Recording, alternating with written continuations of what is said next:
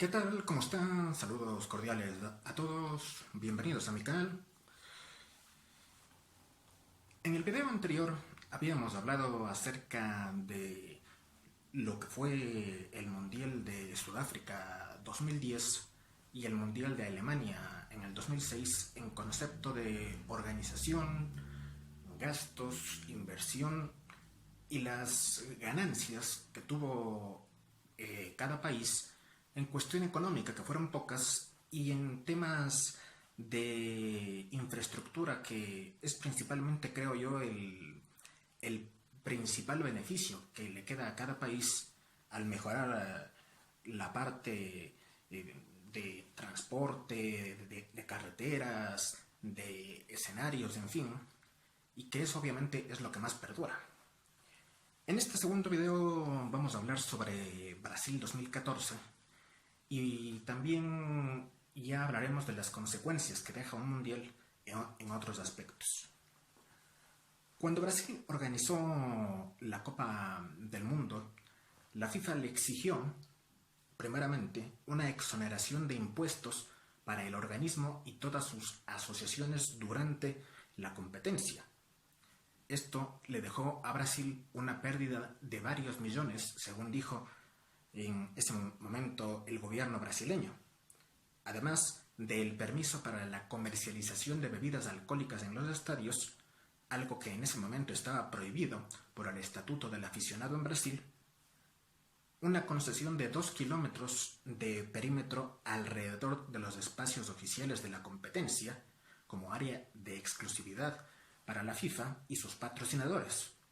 Cuando hablo de espacios oficiales de la competencia, no solo estoy hablando de los estadios en sí donde se jugaban los partidos, sino de sitios de entrenamiento, de lugares de las llamadas fan zones, de los sitios de concentración de las diferentes selecciones como los hoteles, en fin, todas estas cuestiones. Y además que el Estado asuma la responsabilidad civil de cualquier problema relativo a la seguridad del torneo, algo que es fundamental porque si había algún problema de seguridad era el propio país, no la FIFA, quien tenía que asumir con la responsabilidad en ese sentido, algo que es bastante difícil para el caso de lo que se quiere pensar, principalmente en el Ecuador. Ahora, es cierto que la competencia, el torneo en sí, mejoró la imagen de Brasil a nivel internacional. Como lo dijimos en el video anterior, la imagen de los países que organizan el mundial sí mejora porque salen a la luz y obviamente se tiene una propaganda de lo que significa el país. 600.000 turistas visitaron Brasil durante ese tiempo, se crearon 1 millón de empleos adicionales por el Campeonato del Mundo, 700.000 de ellos se quedaron como fijos posterior al torneo, pero el efecto económico para la nación ya fuera del tema fútbol fue de apenas el 1.07% de aumento en el Producto Interno Bruto, una cantidad muy mínima para lo que los propios brasileños esperaban que les deje como ingresos. Brasil, además, debió soportar días laborables perdidos y una reducción de la actividad en muchos aspectos, como lo que es compras en bienes y raíces, actividad manufacturera, agricultura y ganadería, todo esto por absentismo. Y esto viene a ser lógico porque, ¿qué es lo que ocurre? Lo que decíamos también en el video anterior, en el sentido de que la gente que va a un torneo determinado como lo es el Campeonato del Mundo, empieza a tener ciertos gastos, ciertas situaciones de también inversión en otros aspectos que van más relacionados con lo que se organiza. Hotelería, turismo, ropa deportiva, en fin. Pero este tipo de negocios, como bienes raíces, manufactura, agricultura y ganadería, pierden los ingresos que normalmente tienen durante ese tiempo. Sin embargo, si hay alguien que nunca pierde, es la FIFA. A la FIFA, en este Mundial de Brasil, le ingresó un total de 4.620 millones. Esto, dividido en lo que son derechos de televisión, donde ingresó alrededor de 2.430 millones, marketing por alrededor de 1.580 millones y otros aspectos más que se dividían con Brasil en cuestión de venta de entradas, de hospitalidad y algunas otras situaciones. Un país que organiza un campeonato del mundo, aparte del tema de venta de entradas, en la parte económica únicamente tiene como ingresos lo que le deja el turismo y la llegada de la gente al país en consumo dentro de ese país. Nada más. Es lo único que económicamente le queda a la sede que tiene el Mundial. Ahora, saliéndonos del tema de Brasil y ya entrando a lo que dejó a posterior en aspecto negativo para las diferentes sedes de los mundiales, principalmente como lo decíamos en Sudáfrica, Brasil, Rusia, que fueron las últimas. Por ejemplo, en Nelspruit, una de las ciudades de Sudáfrica que acogió el mundial, el estadio Bombela, que tiene una capacidad para 46.000 personas, costó 134 millones. Solo se jugaron 4 partidos del mundial para luego pasar a propiedad de un club recién ascendido en el fútbol sudafricano. Pero Nelspruit es una de las ciudades más desiguales de Sudáfrica, con un 48.7% de pobreza. Entonces, este pasa a ser uno de los famosos elefantes blancos que le quedaron al fútbol sudafricano posterior al Campeonato del Mundo. Brasil, pese a ser un país totalmente futbolizado, no se quedó atrás. Hay estadios como el de Manaus, el de Cuiabá y el de Natal. 3 ciudades que llegaron a tener escenarios con un costo de alrededor de 3.000 millones de reales y hoy están casi sin uso. Brasil, pues, tuvo inversiones importantes en estos estadios y al día de hoy tienen que seguir invirtiendo en mantenerlos en buenas condiciones. En el Mundial de Rusia, por ejemplo, el club Rotor de Volgogrado tuvo un nuevo estadio. Seguramente muchos ni siquiera han escuchado este equipo Rotor de Volgogrado, que tuvo un nuevo estadio para 45.000 espectadores, ya que fue Volgogrado una de las sedes en el Mundial de Rusia.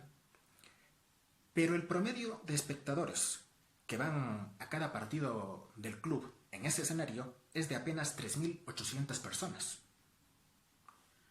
El club Báltica de Kaliningrado es otro de los equipos también que heredó un estadio enorme después del Mundial de Rusia para 35.000 espectadores y su promedio de asistencia no supera las 6.000 personas. Además, Rusia gasta alrededor de 6 millones de dólares anuales en mantenimiento de estos estadios. Entonces estamos hablando de consecuencias que deja un campeonato del mundo cuando se construyen o mejoran escenarios para una cantidad mínima que necesita el campeonato del mundo para ser sede y que luego pues prácticamente esa inversión o gasto se queda en nada. Y justamente más adelante vamos a hablar sobre las características que necesitan los estadios para ser sedes de un campeonato del mundo. Rusia invirtió alrededor de 14.000 millones en total para la organización del campeonato del mundo del 2018 y se dice, esto como cifra extraoficial, que Qatar para el 2022, que va a ser la sede próxima, llegaría a invertir alrededor de 200.000 millones de dólares, según el Ministerio de Finanzas del Emirato, que es dirigido por Al-Sharef el Emadi. Recordemos que Qatar, incluso, aparte de tener que construir todos los escenarios que van a tener el Mundial, ha tenido que construir una nueva ciudad para poder ser sede del Campeonato del Mundo. Obviamente que Qatar llegó a ser elegida también por cuestiones de carácter económico, ¿no? Eso es evidente, deja muchos réditos, pero la cantidad es realmente exorbitante. Ahora, hay que decir que la principal razón dentro de lo que hablábamos sobre por qué hay una disputa política para ser sede de un campeonato del mundo, si son muchas las pérdidas dentro de lo que se refiere a este aspecto, es que el país organizador puede movilizar a su población por un objetivo justamente político. Es decir, si ustedes recuerdan lo que pasó con el Mundial de Argentina 78, fue un claro ejemplo. Esto se realizó bajo un objetivo militar. Entonces, a corto plazo, esta movilización tuvo un objetivo nacional para el gobierno de ese entonces en Argentina, que quiso organizar el Mundial para mejorar su imagen, pero el impacto positivo que tuvo se evaporó con rapidez. Entonces, los aspectos por los cuales las sedes pelean por llegar a tener el torneo son básicamente estos. Y lo que deja para el país es muy poco en cuestión de algo a futuro. Solamente el tema de infraestructura, para lo cual el mismo país tiene que poner el dinero para mejorar. El verdadero negocio o el verdadero beneficiario del negocio de un mundial, pues es el campeón y la propia FIFA. Dentro de esto hay que decir que para que un país organizador de un campeonato del mundo pueda ser realmente beneficiario de organizar el torneo, tiene que ser un ejemplo como el que pasó en los Estados Unidos. Estados Unidos en el año 94 gastó apenas 50 millones en lo que se refiere a temas de infraestructura, pero estamos hablando de un país del primer mundo que, además de contar con todo lo que se refiere a transporte, movilidad, las ciudades, en fin, con el mayor nivel, los estadios, que aunque no eran de fútbol, soccer, como lo conocen en ese país, solamente tuvieron que ser cambiadas ciertas cosas en cuestión de cancha, en cuestión de algunos aspectos, para poder acoger los partidos. De ahí en más, los estadios de los Estados Unidos cuentan con toda la infraestructura del caso. Es así que vemos hasta el día de hoy que hay partidos de fútbol que se van a jugar en ese país y la gente también asiste en forma masiva. Ahora, las sedes requieren de cosas elementales y mínimas, según la FIFA, para poder acoger un torneo. Por ejemplo, tener al menos un estadio con una capacidad mínima de 80,000 personas. Si empezamos por aquí, en el Ecuador no hay ningún estadio con capacidad que esté alrededor de esa cifra. Tener 2 estadios con más de 60,000 personas.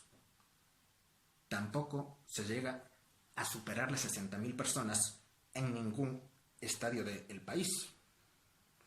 Y el resto de escenarios con no menos de 40,000 personas, donde ahí podría entrar tal vez 2 de los estadios que tiene el fútbol ecuatoriano con posibilidades de ser tomadas en cuenta para un posible mundial. Entonces, pero a esto hay que sumarle el tema de que los escenarios deben contar en su interior todo con asientos o butacas. Y aquí en el país ningún escenario tiene asientos o butacas en toda la totalidad de la capacidad del mismo. Entonces, los estadios necesitan muchas mejoras para pensar en una posible organización del torneo. Y no solo eso, porque además se exige un acceso total para el público, tanto a nivel de automóvil como de peatones, viabilidad alrededor del escenario, una seguridad al máximo cada vez que se organicen los partidos, iluminación y accesos internos, y una excelente capacidad hotelera en las ciudades que reciban los encuentros. Además de que la FIFA pide sitios de entrenamiento para las selecciones, lo cual, como lo dije en el primer video cuando hablaba acerca de este tema, pues en Quito hay apenas, contando con la casa de la selección, 3 lugares en los cuales pueden estar en capacidad de recibir a una selección para un mundial de mayores como sitio de entrenamiento. Y por último, seguridad para cada delegación. Entonces, dependiendo del número de delegaciones que lleguen a la ciudad o al país, habrá que tener la suficiente seguridad para cada una. La FIFA ha creado un grupo de evaluación que, valga la redundancia, evalúa las diferentes candidaturas y los aspectos comerciales que pueden ofrecer cada una de estas para recibir a un campeonato del mundo, así como el tema de infraestructura, que ya lo hemos hablado, y otros temas. La puntuación de infraestructura para que una sede sea aceptada como candidata primero para recibir un mundial tiene que suponer el 70%. Y el 30% restante, pues en lo que se refiere a ingresos y gastos que el país esté dispuesto a realizar. Situación complicada, insisto, si vemos el tema de infraestructura a nivel del país. Ahora, para cerrar y como conclusión, una vez que hemos visto todos estos aspectos, hay que decir que hoy, en este momento, año 2019, el Ecuador no está en condiciones de recibir un evento como estos. El país viene saliendo de una situación económica realmente complicada, o viene todavía en una situación económica complicada. La crisis que el país tiene y muchos sectores de pobreza están lejos de realmente acercarse a lo necesario para asistir a un partido de estas características, en donde las entradas promedian entre 80 y $900 para los encuentros de un campeonato del mundo. Y solamente por poner un ejemplo, ¿no? Si hablamos de una entrada de $80 y un partido, no sé, es por ejemplo, por dar un caso, Nigeria-Corea del Sur, no sé hasta qué punto la gente por estos sectores del mundo, y no hablo solo de Ecuador, sino Ecuador, Perú, Colombia, esté en capacidad y esté dispuesta, además, no solo en capacidad, sino dispuesta de pagar esos dineros. Entonces, son muchas cosas que complican la situación, y con un problema adicional principalmente en el Ecuador. No lo sé cómo será en Colombia y en Perú, pero en Ecuador la asistencia a los estadios en el campeonato local es muy baja, salvo en poquísimos partidos, no supera en promedio igual las 5 o 6 mil personas. Entonces, y eso que las entradas a nivel de dólares también en promedio están en alrededor de 5 o 6 dólares más o menos. Si hablamos de una entrada mínima de $80, pues sería bastante complicado pensar en llenar escenarios para todos los partidos, salvo que pues lleguen de muchísimos países y estén en condiciones de venir acá para hacerlo, como sucedió en otros lados. Pero bueno, en fin. Con esto llegamos al final. Como siempre, gracias por seguirnos Suscríbanse al canal para más informaciones y novedades que les estaremos llevando. Cualquier pregunta, comentario, sugerencia sobre lo que hemos tratado, pues háganlo saber en la caja de comentarios y estaré para responderles. Dejen sus conclusiones, sus comentarios sobre el tema, lo que piensan acerca de todo esto una vez que hemos analizado a fondo la situación y qué es lo que se puede dar de aquí en más para si Ecuador está o no en capacidad de recibir un campeonato del mundo. Gracias a todos y saludos cordiales.